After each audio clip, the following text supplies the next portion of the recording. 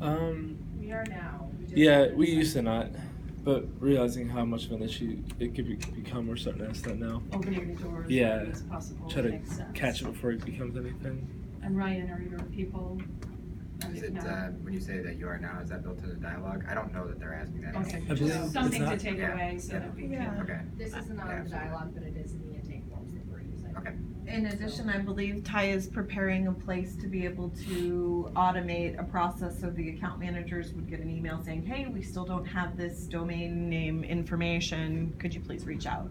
So that's the next step of where we're at. Okay, and I know we had some issues with the migration to WP Engine with domain logins not being stored. Is there a process for storing those consistently now on our side? There always has, well, not always, but there has been for like a year or two. Okay. Once we put the domain record in there, everything's in the domain record now. Some of the older sites, like 2 or 3 years ago, probably weren't, we didn't have those because it was just kind of being managed by our team. We didn't have account managers at that point. But now we have a domain record which should have the login information. And your team's good about that, and our team's good about adding that in there too. But whenever we get a domain, we need to make sure to add it to the CRM so that, you know, if we need it 6 months, a year down the line, that we have that record there in the CRM. So this is where it gets a little confusing. I'll try my best to kind of explain this to people that haven't done this before. But to make a website live, and when we're saying take a website live, we're either, if a website has not live, we're assigning our server, you know, to the domain, or we are, if somebody has a website that's live currently, we are essentially taking over hosting, and where it was pointed to somebody else's server before, it's going to be pointed to our server now for the website files. So there's 2 different ways, basically, that we can make a website live.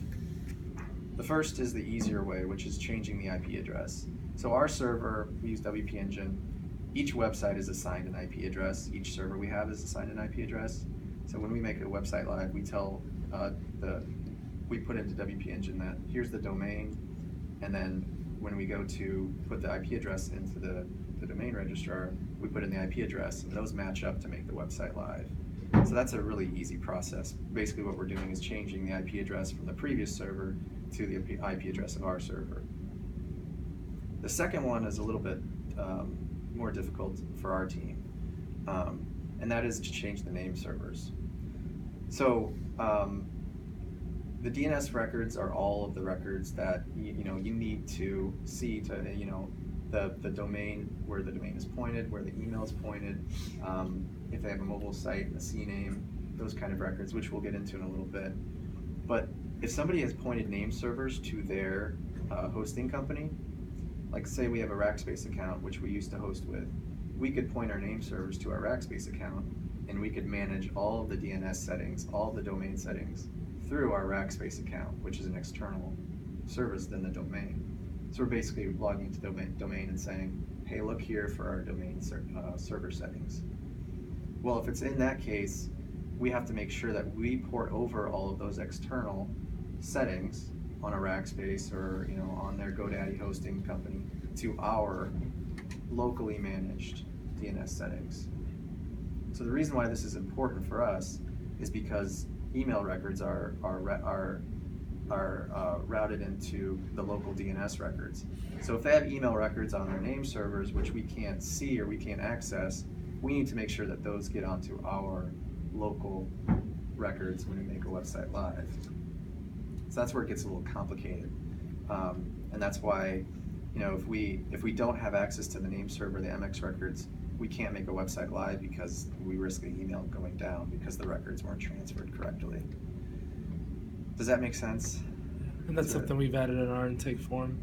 Is Yeah. asking that in advance now. Name servers are all about, every domain has a name server record. So if we're pointing to an IP address, that means the name servers are locally held, so you don't have to worry about that. But if the name servers are going to another source, we need to make sure that those records in that other source are ported over to our records, our source. So you're saying it's kind of like if it's like a third-party situation? Okay. Yeah. If We they, have to pull it back to us, and then we would have to replicate those settings. Right, how does that work? Do you have to like get a hold of someone, or you just see it Yeah. online, or like what, I mean, like? what's Yeah, the- we have to make sure that, we contact the hosting company that is currently holding all those records, and we need to work with them to make sure that we are porting over the right records before we make a website live. So in like Who.is and like a bunch of other services, it shows you what MX records and everything that's already being used on a site. Is that not accurate enough for us to go off of? It is accurate up to a certain point, but there might be other settings in there that If they have more conflicts? are being used, like they might have CNAME that is like, there's different ways you can route the email beyond just an MX record. So somebody might be accessing the email on their servers, so they might have like a CNAME in there to access the email through the email server. So we need to be not only asking for MX records, but all, email related records. Yeah, I mean, all records, like a screenshot of the DNS settings would be like ideal if we could get that. That's what I ran into. I don't remember who it was, but Bella Forge. Bella Yeah. Forge. Mhm. Yeah, because I got those records, but they weren't the right records that I needed. Yeah. So I had to contact whoever their host was before and get them the MX records several times. I had to do it, but And we're really at the mercy of that company to tell us, which records are being used and which records we need to port over. I mean, we only know what we know. If somebody doesn't tell us to port over a record and because they don't think it's important and we don't, then, obviously we wouldn't know and we wouldn't be able to say, oh, well, what about this one? What about this one? So what's the solution in a situation where the third party is unresponsive? I'm sure we've run across that Mhm. before. Yeah, we just keep following up. If they have email service, that's probably the most important thing for them is keeping that email running. So that's kind of what we weigh as the importance. So it's like the worst case scenario if you can't get a hold of them, or just like completely, like just, you're trying, it needs to go through, and just kind of, you're at the point now where do you switch, at that point, do you go back to the customer and say like, we need to switch your domain name up or something like that, or is that how that Yeah, works? there would be two different things. For the domain name, we usually, if we hit a dead end, we'll usually recommend that they set up a new domain name. Okay. Although you don't want to do that because you have all of that history with that previous domain that you're losing. Yeah. With the SEO and Yeah. the rankings. For the hosting company, I guess the worst case scenario is, we can't get a hold of them, and then we just have to access the public records and say, well, these are the records we see, we're gonna port them over, and, if it doesn't work, we're gonna have to revert and, go from there. And sometimes too, what I've realized is that they'll usually have some type of IT support that was involved in somehow, and then getting their information in advance really helps too, because they can either help the customer directly, or we can speak with them and on our end figure something out. Okay. If someone knows it, I mean, for the most part, somebody does just figure out who. Usually it's their IT. If it's like a bigger company, it usually like a @something.com or .net email. I'm just gonna try to get a hold of them. Yeah, yeah. What So can some, we- sorry. no, go ahead. What can we do to ask the right questions up front? I mean, as you said, get a screenshot of the settings. I think the question we have to ask is who's hosting your website right now, and can we get a contact with them? And talk to them. Yeah. And then you'll take it from there? Yeah, the designers will, when Oh, they you make the guys will website live, Okay. yeah. Okay. And I come in on a troubleshooting standpoint De-escalation. if their email is not working currently, what do we do here? So, yeah, we are asking that question though, aren't we? Who is your hosting company right now? Yeah, we're asking that now, and even before the customer, I've been trying to ask the reps that way, because the customer, like in their mind, I imagine they just want to hand this off. They want us to deal with it. Right. Yeah. And so I'm trying to get with those guys to see if next time they meet with the customer they can get it. Or one thing I was thinking of is even like letting them know in advance, the sales reps, just, hey, this is gonna play an important part. We kind of caught that they might have an email involved. If you know anything about that in advance before we talk to the customer, but if not, we'll ask the customer. So where in the CRM now are we gonna be able to see whether or not they have email associated with their domain? Whenever I see information like that and put on the intake form, I'm putting that on the domain page under the notes. So you might to scroll a little bit, but if anything new has come in the last probably month, I think is about when I added this. If we have any email information, it's on the page of the domain. Okay, I It's hadn't where it'll be run on into that YouTube. yet, so I Is didn't know that where we were sufficient? putting it. Amber, or Oh, do you yeah. want fields for email? No, I think that's fine, as long as it's with the domain stuff.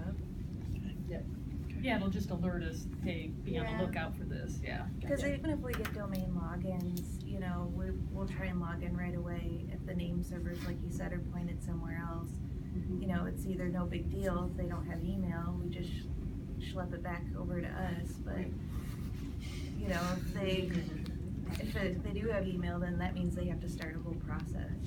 So, Right, and if the site is migrated over, their email is simply down, right? Yeah. Yeah. Yep.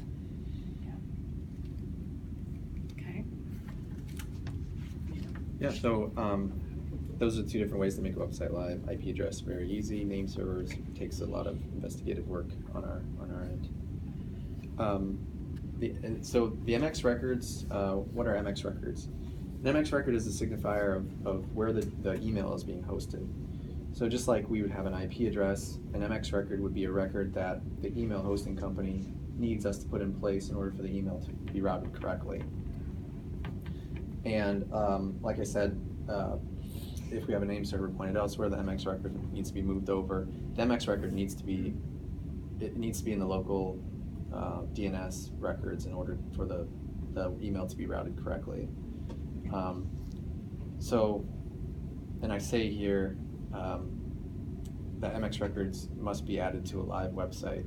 What I mean by that is, if somebody wants to move their email to our control, we can't just create another email, I guess, that is the same one. Say I have info@amplified.com.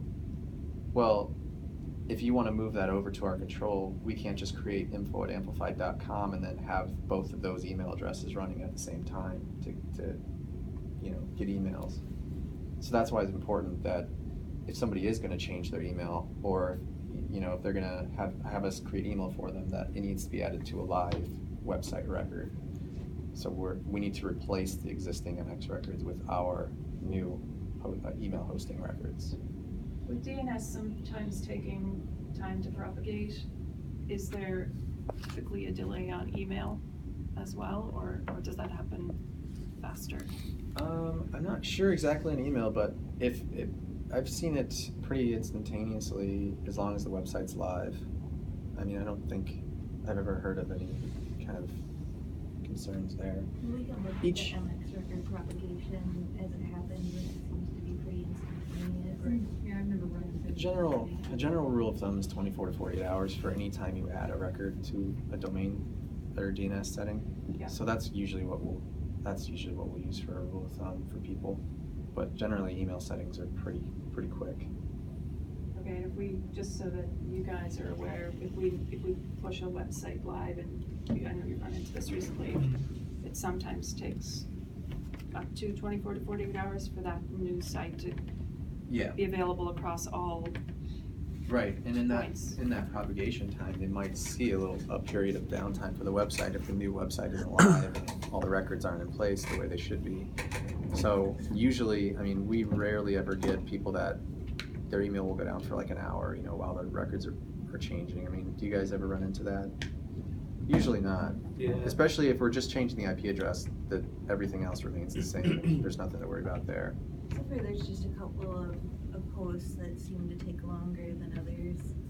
Like Network Solutions seems Yeah, they're to take horrible. longer to propagate. Yeah. Basically, everybody besides GoDaddy. Yeah, GoDaddy, it's instantaneous. Yeah, There's a really cool quick. link where you can look at it, that IP address change across all servers across the world. So you can see that this change, okay, now it's hit California, now it's hit Dubai, now it's hit Tokyo. So and that helps us determine if we're having a weird caching issue in the building. If it doesn't look live to us, we can look at it and say, okay, it's live to the rest of the world. It's not us. And we even added that in intake form with Network Solutions, because we know that's like the biggest issue. So we even ask ahead of time or whether we speak with them or IT, is Network Solutions involved? That way we can kind of discuss what the best way to handle that is in advance, because teams always have an issue with that. Yeah, They're really hard